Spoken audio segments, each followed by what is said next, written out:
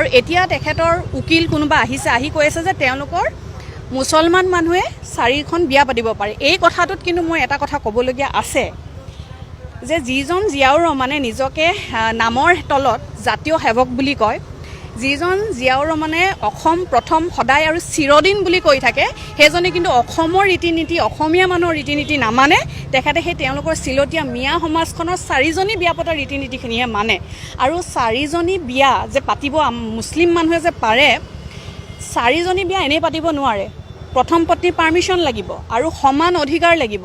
তেওঁ এতিয়াৰ পত্নীক যি ধৰণে ৰাখিছে সেই সুযোগ সুবিধাখিনি মোকো দিব লাগিব, আৰু তেওঁৰ ভৱিষ্যতে যদি আৰু দুগৰাকী বিয়া পতাৰ ইচ্ছা আছে নহয়, সেই দুগৰাকীকো দিব লাগিব।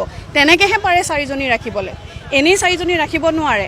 আৰু যিজনে এটা জাতিক মনে প্ৰাণে ভাল পাওঁ বুলি সদায়ে চিঞৰি থাকে, সেই মানে মই সুধিব বিচাৰোঁ তেওঁক আপোনালোকৰ যোগেদি যে সেই জাতিটোত তেওঁৰ সন্তান দুটা নপৰে নেকি? সেই অসমীয়া জাতিটোৰ সন্তান দুটা তেওঁৰ নহয় নেকি?